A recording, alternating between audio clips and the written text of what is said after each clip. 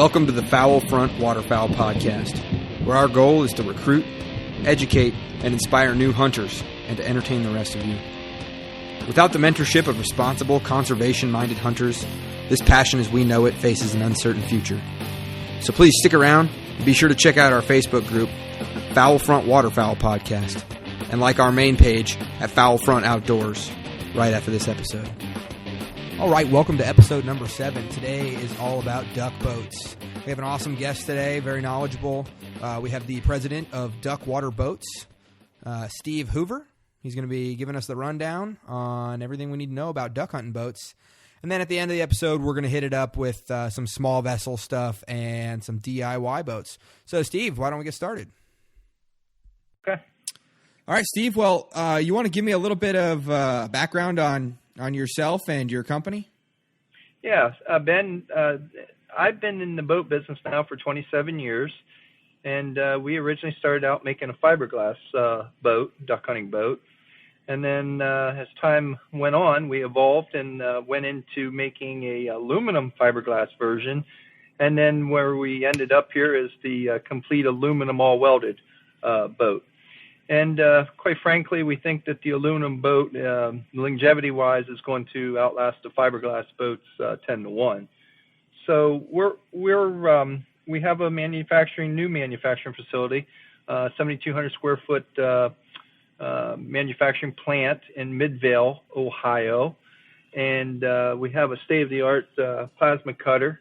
We can actually cut up to 2-inch thick steel with that thing. Oh wow! So yeah, so we're quite happy with everything that's going on with the company. We also have our GSA, so we do a lot of work with the government and making boats for them, and that's been a real good thing too. And then we evolved our business a little bit more, so and we went into building airboats now, which we supply to like sheriff departments and fire departments and different areas of business like that.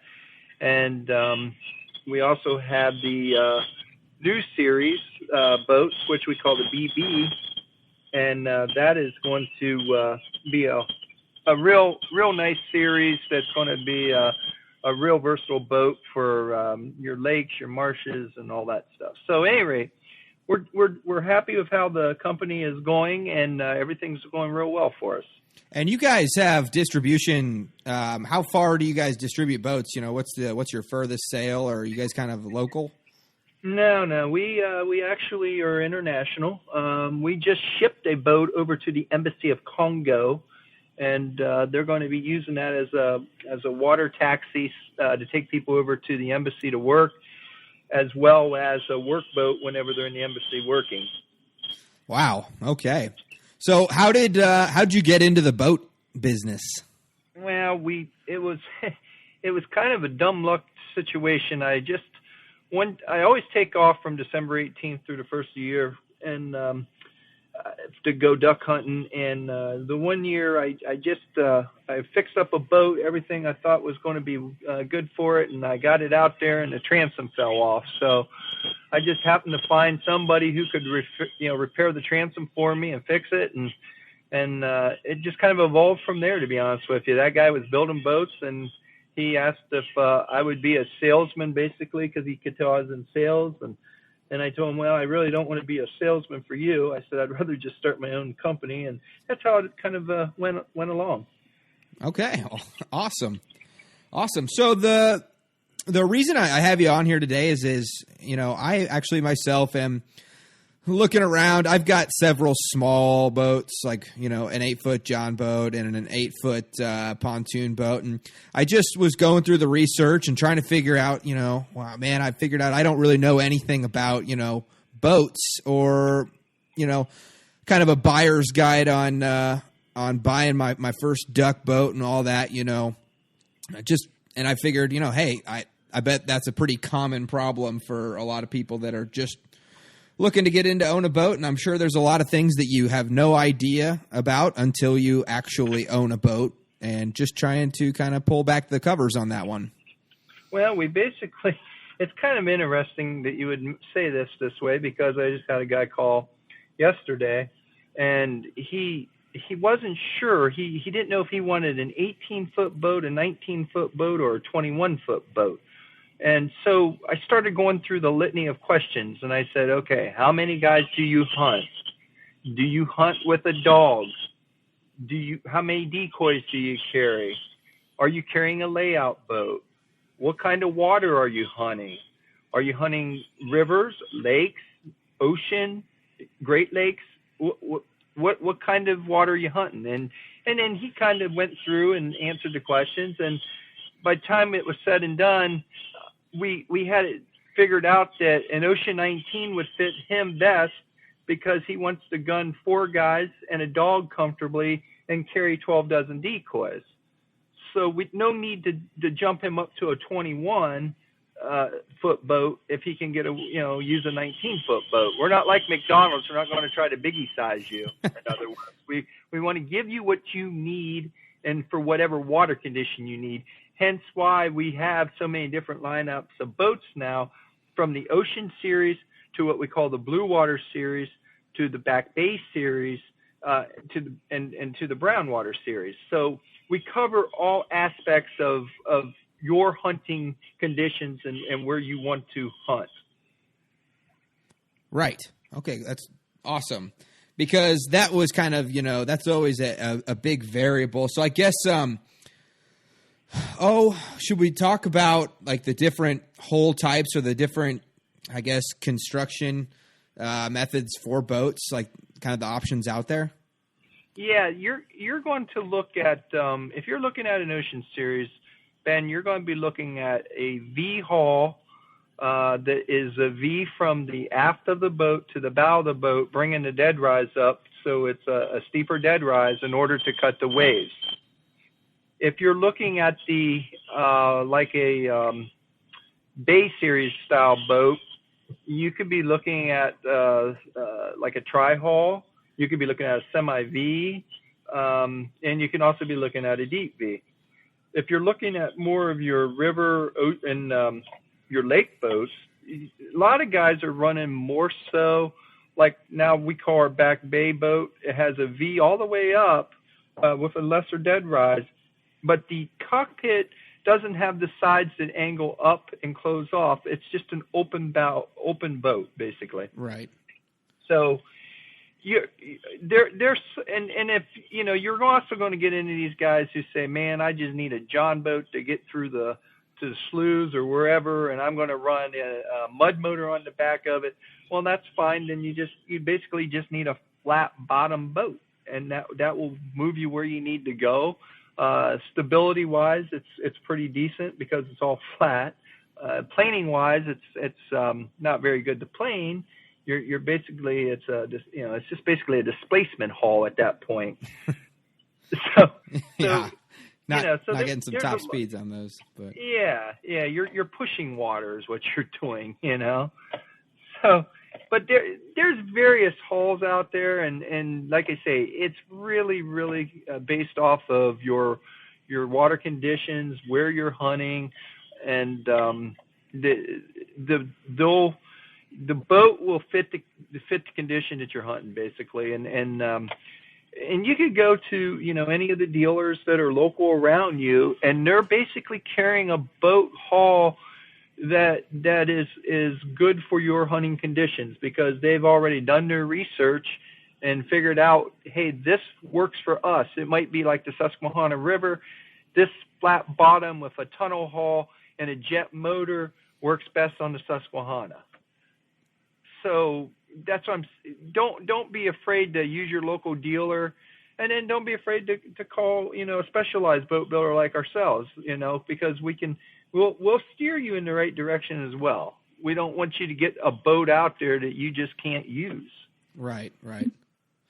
So, okay, then what considerations do you guys take into account for, say, the length of the boat? I know you spoke to it a little bit earlier. Well, the length of the boat is based off of how many gunners you really want to put in there. So if you have a 15-foot boat, for example, like our Ocean Series boat, you can comfortably gun 3 gunners and a dog. If you have our 17-foot and our 18-foot versions, you can comfortably gun 4 gunners and a dog. You have the 19-foot, you can comfortably gun 4 gunners still and a dog with a lot more decoys, because basically the footprint of the 19 and the 18 are relatively close to being the same, except for the fact that the 19 is another 8 inches wider. So then you get into the 21 models, and when you get into the 21s, their 19's actually up. So we have like a 21, 23, 25, 28, 32 now. But when you get into those models, you're more or less looking at big water conditions. It's like the ocean or Lake Erie or Lake Michigan or someplace like that, where you need a bigger, longer hull that will span the waves and glide over top of them as you're running. Right. Okay. So I guess that would push us into the motor considerations, I suppose. You know, when you look at a boat, you know, there's a gamut of different motors you can run on it, or different variants. And I know that the 2 buddies that I have that own duck boats, it seems like they are constantly tinkering with talking about power, talking about, oh man, like I got to go get my motor serviced, or they're constantly shopping for a new boat motor for one reason or another, it seems. Well, boat motors are they're expensive, first of all. I mean, you get into an outboard nowadays, and my gosh, it's about the price of the boat anymore. So they've definitely went up in price. But your boat motors are going to be based off of your usage. And you're looking at, say, a river. And like I mentioned earlier, you'd want more of a tunnel haul boat, maybe, and then the jet motor. The jet motor will help, you know, push you along. It's not going to give you as much power as an outboard, but it could get you through rocks a lot nicer and skinny water. Now a jet also, you got to be careful because it can plug up very easily as well with debris, and then of course shuts the jet down. Then you got the mud motors, which you know, those were based off of they used those in Vietnam, so right. It was kind of interesting how they evolved over here with Warren Coco from Go Devil being the first one to produce. But they got the long tail and they got the short tail motors now, and we put both on our boats, and they do fit on ocean boats, believe it or not. But they're best served on a boat that is narrow and long and flat bottom. The mud motors do the best on a longer, narrow boat, and they're for those conditions of sloughs and marshes and very shallow water. Right. And then a regular outboard. Now, what's unique about a regular outboard is you can make that outboard very similar to like a jet motor, because if you run a jack plate, which is a hydraulic lift, it mounts directly to the back of the transom of the boat, and then the motor mounts to the jack plate. Now, the jack plate will lift that motor up 8 inches. So you're lifting that whole entire motor up 8 inches. So as long as you're still moving water through the pump, you've got almost the same as a jet or a mud motor, because it's amazing how it'll still push through at a very good speed. So don't discount a regular outboard motor for shallow water. Now, the other good thing about the outboard motor and big water and a jack plate is the jack plate will also lower the motor down so it's below the hull of the boat, and you can trim it under the boat where you'll just pop your bow up, and then you could sit there, like with our boats, for example, you could sit there and use your jack plate switch to move your bow up and down as you're moving the switch. Wow. So, yeah, it's very responsive, and I think that's the best way to go is, through that situation. But, I think that you know, you got so you got your mud motors, and you got your outboards, and you got your jet motors, and then my favorite is the fan motor. I mean, not every place can you know, accept an airboat, but man, Right. I'll tell you what, that motor, I mean, whether you're pushing across ice or you're pushing across sloughs or whatever, we use the 6.2 LS supercharged, same one in the Camaro RS. And I'll tell you, that will move that boat along very well. And the thing also is, you know, we put that UHMW plastic on the bottom, and that plastic's half-inch thick. And man, I'll tell you, you can almost push that boat on ice by hand because it just moves so easy on there. And so there's various motors out there, and again, it's dependent upon your hunting condition and what style boat you're going to run. And I think that, you know, again, that local dealer, they've dialed that in, and they'll tell you. Now, the other thing, if you're going to run rocks and you still want to run an outboard, you can run like a Max River Guard on there, and that will protect your bottom skag and your prop as well. Okay. So it doesn't get beat up on rocks. Right. So it just eats the force of the rocks, essentially. Exactly. Okay. I mean, yeah, it's amazing that Max River Guard. It's a steel piece. It's bent. It's angled. So as you're running through water, it'll actually go through the water and cut the water for you. So it's really a neat product. You can buy them at Cabela's. They're like $189 just to add to your. Wow. Yeah, and it just bolts right on the bottom there of your skag. Okay. And yeah, it's real nice to have on your motor. And what would you? Okay, so I hope I'm not opening up a can here, but power. Well, everybody wants to go fast. So, you know, you've got like I just made a boat that's a 23-foot Ocean, and there is not a capacity label for that for the Coast Guard because they do not test any boat 20 foot and over. And the guy, he owns 3 or 4 of our boats now, and he wanted this boat, and he wanted a 350 Suzuki put on the back of it. And I was like, my gosh, that boat's not even going to touch water. So, you know, he's a powerhouse and a speed person, you know. Right. So, I mean, you're right. It's like opening Pandora's box when it comes to horsepower on a boat and how to soup it up. Because you can even go with these mud motors, and you can go get the Mikuni carburetor and add that to it. Add a different exhaust to it, and that gives it a whole new dimension as well with power. Right. So I guess is there any sort of standard, rule with okay, you got a 10-foot boat, you need X amount of horsepower. You got a 30-foot, you need X amount of horsepower to give yourself the maybe 10, 15 mile an hour on the water. Well, the problem with that is, and this is very sad, honestly, because the Coast Guard is still going off of old testing and specs and that. And like our 15-foot boat, for example, it's a 1,200-pound boat. They only want to give it like a 50 horsepower rating for a tiller. But what's crazy is for a console steer, they can give it up to 130 horsepower. So, unfortunately, they're dictating the horsepower to the boat. Unless it's 20 foot or over, then they do not dictate any horsepower, which is kind of odd.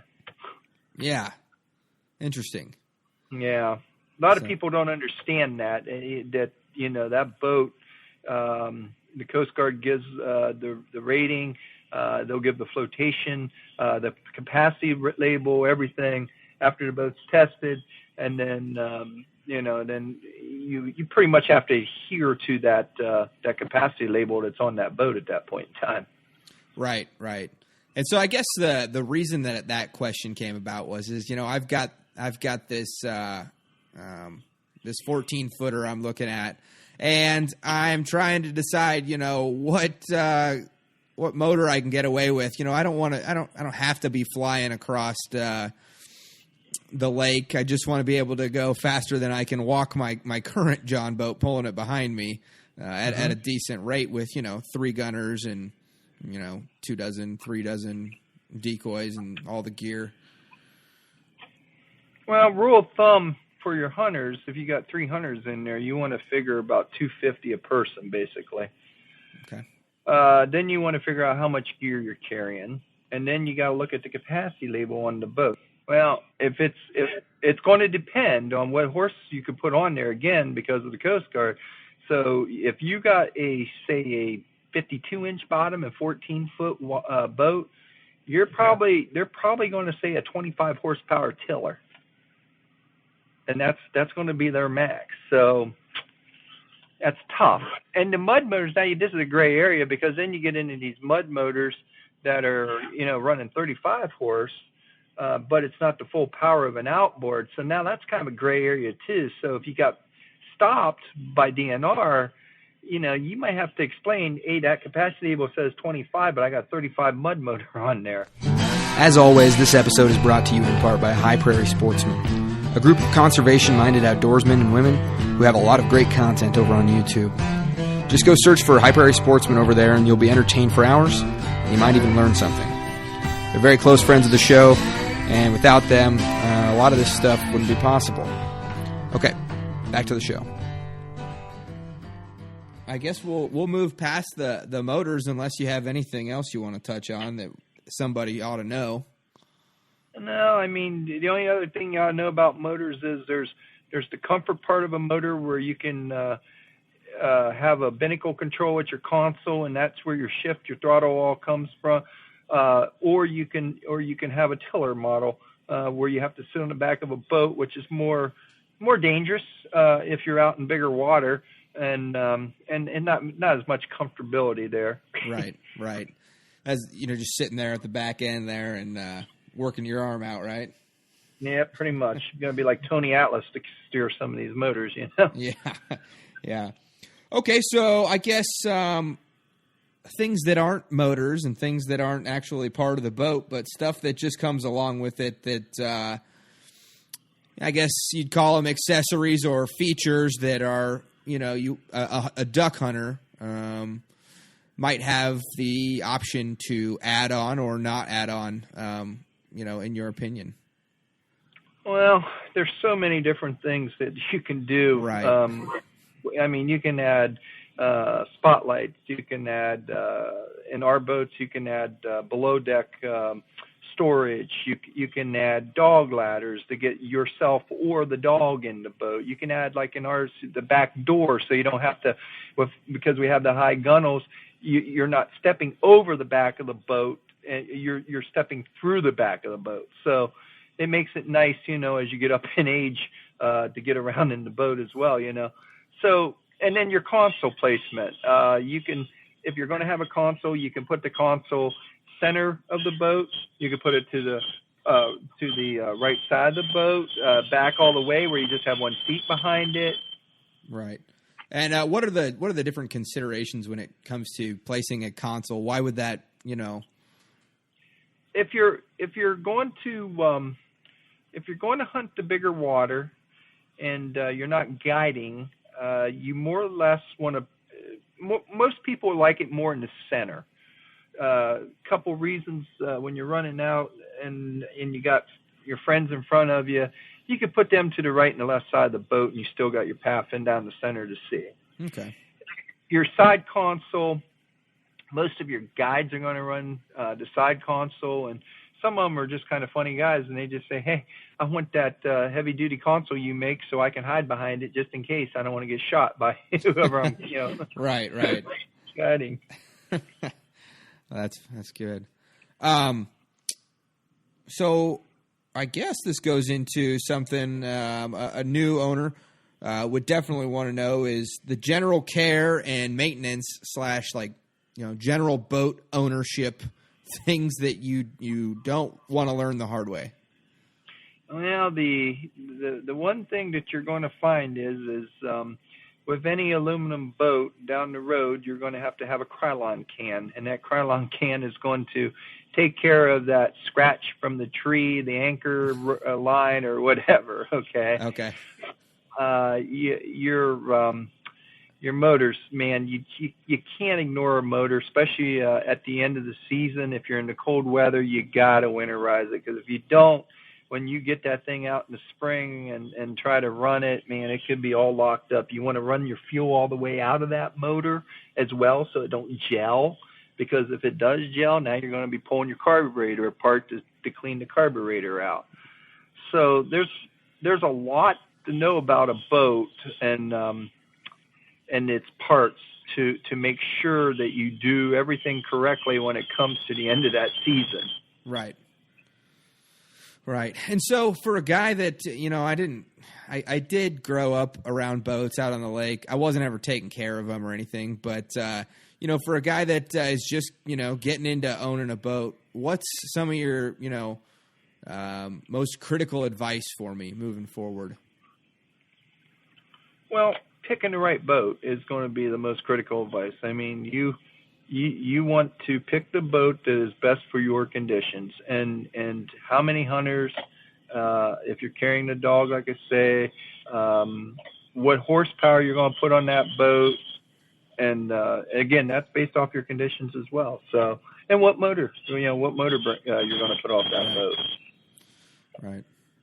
Yeah, it just seems like there's kind of a steep learning curve when it comes to the maintenance and the taking care of it and exactly there's not much maintenance to like the aluminum boat. I mean, you're basically like I say, a can of Krylon paint here and there, and you're done. Right. With a fiberglass boat, you get chips out of it. Now it's a little bit more. A little harder to handle, because now you're sanding the fiberglass and you're getting some fiberglass webbing and you're putting in it, and then you're sanding that off after it hardens. So with a fiberglass boat, there's a lot more maintenance involved than there is with an aluminum boat. Right. So I guess the takeaway there is don't be so intimidated. No, not really. No, you want to, once you find a boat that fits your specific needs, you'll be able to take it out, get it early enough where you can run it and get used to it, and know its limitations too. Because if you're in an area where you're going to get ice and you've got an 800-pound boat that is a semi-V, you're not going to go out there and you're not going to bust 4 inches of ice. So you got to know the boat's limitations. And the other thing you got to be cognitive of is when you back the boat into the water in ice, you got to be careful you don't break the lower units on the motors and the cowling on there, the oil pans. They're just plastic, and when the ice hits that, they will shatter. So you got to be careful you don't do that. So a lot of guys will, when you launch and you got ice, what they'll do is they'll break the ice up at the ramp, get the boat in, spin it around so that the bow is facing into the ice, and then fire the motor and start busting your ice as you can get out to open water. Oh, okay. That's good. Well, that's a good segue into, what are some of the biggest no-nos? Well, taking on ice that you shouldn't. That's the biggest no-no, because now you're going to get the boat stuck on the ice and it's just going to rock up there. But and you got to be careful too of taking an outboard into a rocky area. You don't want to knock that lower unit off. Again, that Max River Guard's perfect for keeping that protected. But if you don't have that on there and you smack a rock, that lower unit's going to cost you some bucks. That thing could cost you anywhere, depending what size motor, $1,200 to $3,000 to replace it, and then you're just going to be down for the season. Yeah, absolutely. And get it done. Absolutely. Yeah, that sounds like an expensive one there. It could very be. And trailers. That's another thing. Maintenance your bearings in your trailers. You don't want to get out there and get a hot wheel and all of a sudden you lose your tire. And then, trip's pretty much ruined at that point in time. So make sure you grease your bearings in your trailers, and make sure you take care of your trailer just the same as you would a boat. Okay. So I guess a little bit more of a personal question here then is what kind of water do you hunt on, and what kind of setup do you have? Well, I hunt I hunt two different scenarios of water. I like to hunt the river, the Ohio River, because in the late season, everything that's froze around us, we go to the Ohio River and it's open, and the birds like to fly the river because the barges keep it open.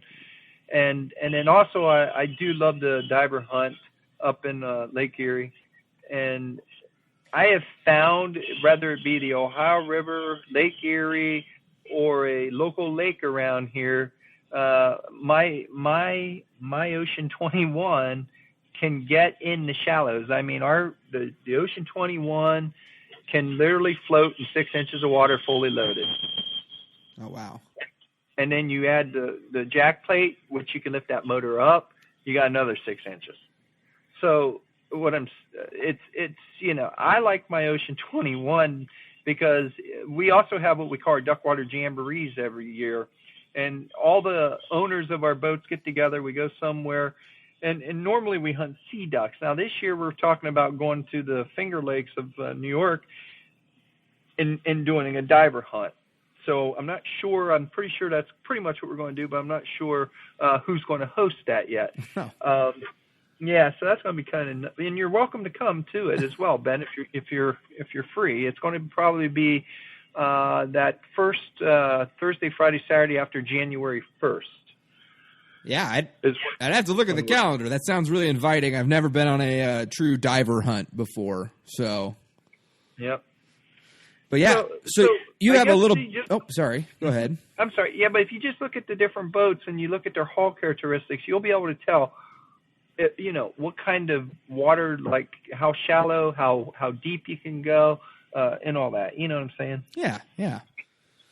Well, I mean, I appreciate you coming on here and giving us all the info.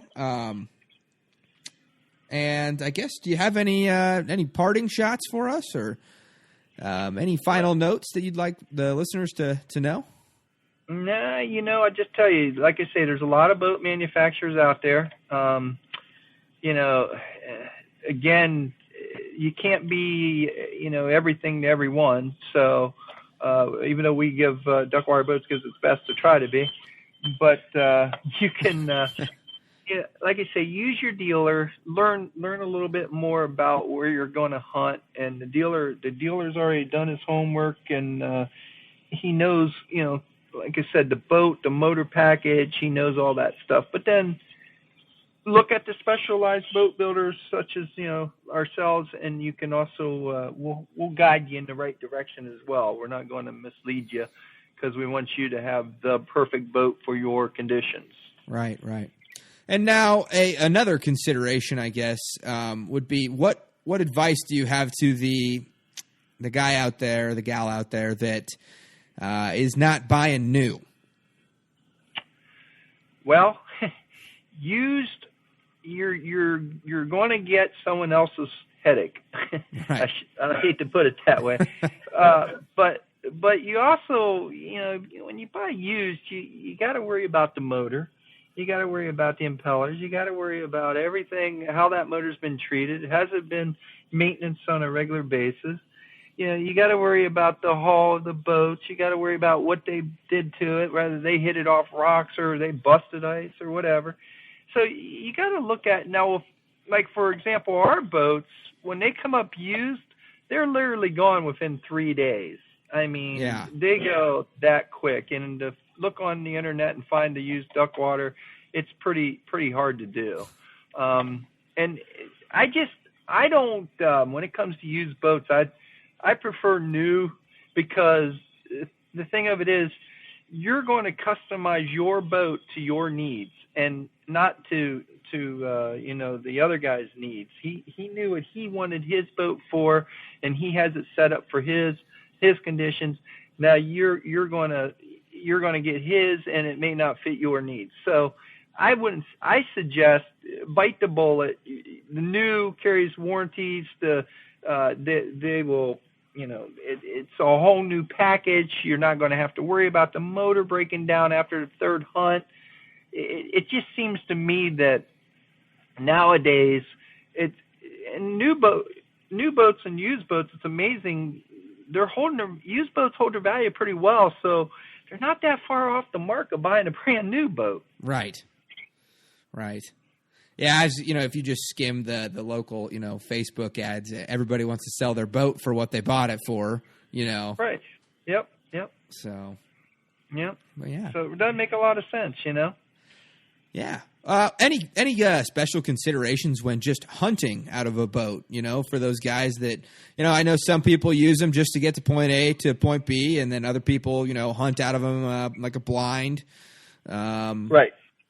Yep. Blind boats are the way to go, honestly, because when you're hunting some different areas and the rivers the rules and regs are becoming kind of increasingly difficult to hunt. Used to be you could have a blind along a river, and now they don't want you to do that. So if you have a mobile boat with a blind on it, then it's nice for you to be able to move. And even if the birds are moving somewhere different, and you say, hey, man, we need to pick up and go over there, quick to grab the birds, throw them in your boat, and just go. Right. And then with, I guess with land and water access laws, the way that they are kind of going in certain places, the river's open, but I can't put my foot down. Right, exactly. So. Same way up a Lake Erie in some spots. You cannot get on the land. So it's just nice to be in a boat blind system. And here's the thing, too, about the blinds. We can go in that real quick. There are many manufactured blinds out there now to go on the boats. And there's only a couple of them that are tailor-made to the boat. We are one of them. We build the blind to the boat, to specific boats, and how they work in many different ways.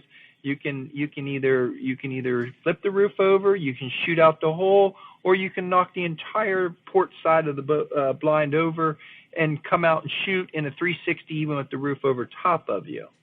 So it's a unique blind, but there's so many out there now. But the ones that custom fit to the boat are the best ones, because if you buy the manufactured blinds, they're going to be baggy. They're not going to fit correctly.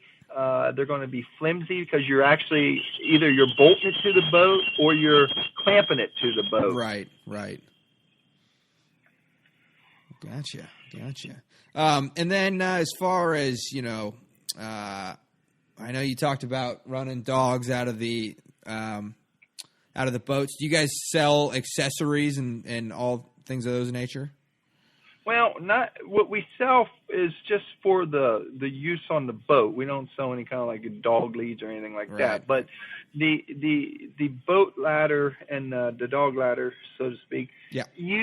You can walk up our dog ladder. It's just like walking up stairs. Oh, nice. So it's nice if you're in some low water conditions where you got to get back in the boat. You're not trying to pull your butt up on top of it and swing your legs around. Right. You walk up the dog ladder, and then you walk through the back of the boat. So it makes it really, really nice to have a dog ladder on the boat, so to speak. Yeah. Absolutely. Is that, I want a duck boat, and my wife wants a family boat. You know what I mean? Yes, I do. So is there any what advice would you have for a guy that's in that pickle? Because I wouldn't say I'm in the position to own two boats. Well, it's funny you should ask that, because women love our boats. They really do. Once they see the boat, first they look at it and go, "Oh my God," and then they're like, "Oh man, this is pretty cool." Once they're out on the boat and they feel the stability of it. But we've done things where we put eyes in the back, so you can hook up a ski rope and you can pull tubes. You can use it for fishing. We'll put like rod holders in the decks. Okay. And you can troll with it. Or cast on. We can do removable decks in the front, so you can sit up there for trolling motor. So you can turn this into a family boat. It's not a hard thing to do. And we also can provide you with a bimini top, so that you can be out of the sun, and your wife can be out of the sun if she wants to be, or she can be in the sun. Their kids can be out of the sun. So the bimini top's nice, because it'll give you cover. It'll also give you closure. If you want to close it all up, we can provide it with sides and windows, so you can close it all up, and then you can even stay out there overnight in it. So it could be like having a big pontoon, if you will. Right. Awesome. Well, okay. Thanks. Thanks for that. So, well, all right. Well, hey, I appreciate you coming on the show. And I appreciate the invite. I really do. Absolutely. I'll get with you after this and talk to you about that diver hunt at some point. But that'd be great. Where can the listeners, find your products and Well, we're at www.duckwaterboats.com. Boats being plural. Easy to get a hold of us. The phone number's right there. My email's right there as well. You will talk directly to me when you call. So you're talking to the president of the company, and we will go over your hunting conditions, and then we will fit a boat to your needs, basically. But we're on Facebook as well. It's Duckwater Boats, Dover, Ohio, and we have I think 7,000 followers on that Duckwater Boats, Dover, Ohio. Oh, wow. Yeah, we're on Instagram under Duckwater1. That is huge. Instagram is unbelievable. You post a picture up there, and it's crazy how many people are like, boom, right now liking it. Yeah. So, I mean, let's be honest. The internet has done real well, but man, these social networks of like Facebook and Instagram and all that has just taken it to the new level of advertising. Absolutely. Yeah. So, all right, Steve. Well, thanks very much, and appreciate having you on and taking the time out of your busy schedule. I know you guys are probably pretty busy right now, and I just wanted to thank you on behalf of everybody here, and we'll get on out of here. Well, very good, man. I appreciate it, sir. All right.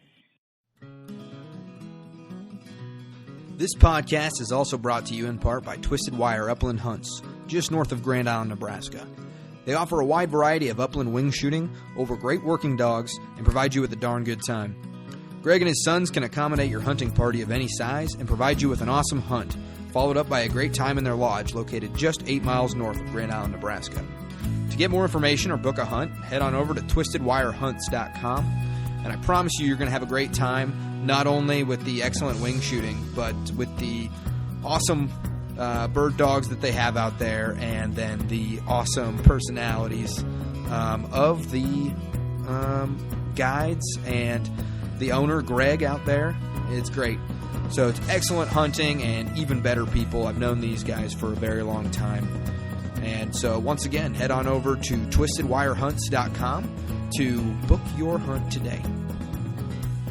All right, so after talking to a few of the core listeners that we have, it was brought to our attention that not a lot of people actually, have the resources to buy a boat right now. But someday down the road, they might, and so they can reference the first part of this episode. So we're just going to talk to you about, and I actually have some extensive knowledge on, DIY / not your standard typical duck boats.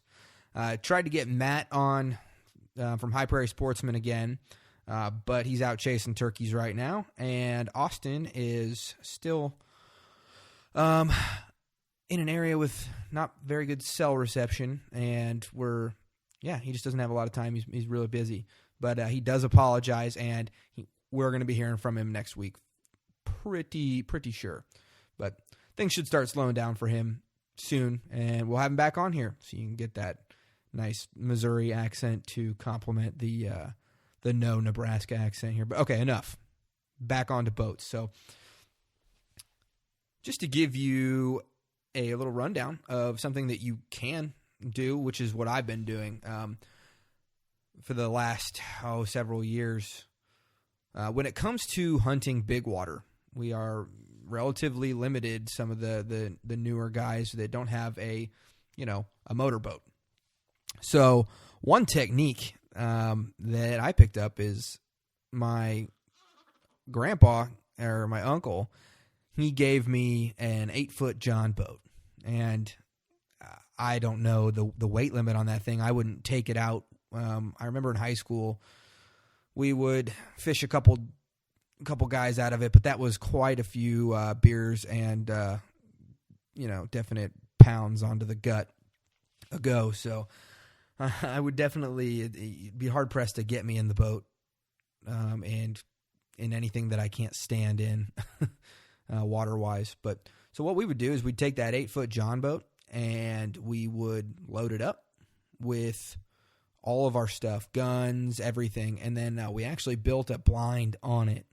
And we would, we framed it out with some conduit. And what we would do is we would put all of our stuff in that boat, and then we would put in at the ramp or at an accessible site. Because, with 2 dudes, 3 dudes, you can just pick that little 8-foot John boat up that's completely loaded out and really struggle your way down to the bank and then get it in the water and then pull it to the spot that you need to get going to. So that's kind of the method that we've been using. And then once you're there, it is really helpful to have a blind that you have already pre-built. And you might have to tuck it in onto the shore or drag it up onto the shore, but it is, it's nice to have something that's just pre-rigged there for you. Or you can just, a lot of times we wouldn't use the blind. We would just haul it up into the trees onto the shore and hunt from the shore. And if we needed to use the boat, we would grab the paddle and go retrieve a downed bird that way, if necessary. And then another option that you have is you can go out and get a kayak. Now, the kayak will get you anywhere you need to go duck hunting wise, and actually probably places you don't even need to get to. And you can do it either by paddling or I know some people actually throw trolling motors onto their kayaks. And I think you can get a decent kayak for, $500, $600, something like that. But you can also, I've seen it done too, where guys that just hunt from the shore that, need to go retrieve decoys or need to go retrieve birds, they'll get those. And, you have to look at the weight and the safety situation, but they just get the really small, cheap kayaks to go retrieve birds that they can't necessarily get to, or to make it, a little bit quicker. The one of the drawbacks to the kayak is obviously there's different levels of them, and you can take kayaks out in some pretty rough chop. I mean, they have seaworthy kayaks out there that would definitely be pretty sweet to take out, but you got to be careful. I would be remiss to take it on open water. I would probably just be hugging the shores. And then also, you don't have a lot of storage onto a kayak. You got your gun, and then maybe you can, fit a dozen or 2 decoys on there. I know Austin, I wish I could have him on here, but I know he's dumped his kayak before in the Pacific Northwest in mid-December. And we'll have to have him talk about that but like I'm saying, there's safety things. The smaller the boat, it seems, the more dangerous it is. And I think you'll just find that is a relative rule. You don't want to do anything stupid or load anything, not follow weight recommendations, or you don't want to be out there in 25-mile-an-hour winds on a kayak on open water. I don't think that's smart, advisable. I think you just stay home at that point or hug the shore. Another option that I have seen used is paddle boats, and they kind of have the same drawbacks as the kayaks do. You do not want to take those out in bad weather or on big water. But you know what? I've thought it'd be pretty cool if you just built a blind onto a paddle boat, and you either throw a trolling motor on that thing, or just use the old flapper foot pedals. Probably have to have a guy, or a hunting buddy, I should say, not a guy, with you too. And I think a guy can make a pretty sweet blind out of a paddle boat. And I've seen plans for them online. So that's another option. I've also seen it where guys have used those inflatable rafts in the same method that I use my John boat. You know, they get out there, they blow it up. I mean, I'm talking like the inflatable rafts from Walmart. They blow it up with a portable blower, and when they get to where they're going, they let the air out, stuff it back in their sack, and it's like an ultralight way to go about hunting. I think that's something that, you know, you can look into. But yeah, as far as small boats go, and then there's also like DIY, like the pontoon boat that my dad gave me this last season. You know, unless you're an aluminum welder, it's pretty difficult to go out and fashion your own probably Coast Guard approved vessel, and then you have to make sure you look at your state regulations and your lake regulations. Some places don't actually allow boats under a certain size or horsepower or anything of that nature. But it's just good to have options so that you don't feel like you're stuck out there. A well-used kayak can kill a limit of ducks. A well-used John boat, as I know very well, can kill you a limit of ducks and geese. It's just thinking outside the box, but the main takeaway is you need to be safe. Always be safe out there. There's not a duck or a goose out there that's worth you or your buddy's lives or your dog's life. Just be, cautious of the weather. Always, no matter what boat you're in, always be cautious of the weather and know the limitations of your system and your skill. So, okay, well, that about wraps it up here. Thanks for listening to this week's episode of the Foul Front Waterfowl Podcast. Please come join us on our Facebook group, the Foul Front Waterfowl Podcast group, where you can connect with a good group of hunters, because we're all in this together. We need to act like it so that hopefully our great grandkids will be hunting ducks over our favorite public lands. We also ask that you go ahead and give us a written review on iTunes and give us 5 stars if you think we deserve it. And we really do want to hear back from you so that we can give you the best possible content. And if you get in on that Facebook group, you can get in there and you can ask questions and you can tell us what you want to hear next, or you can tell us what you don't like, and we'll be sure to tailor things to our listeners. So, all right. Stay safe out there, and we will see you next week.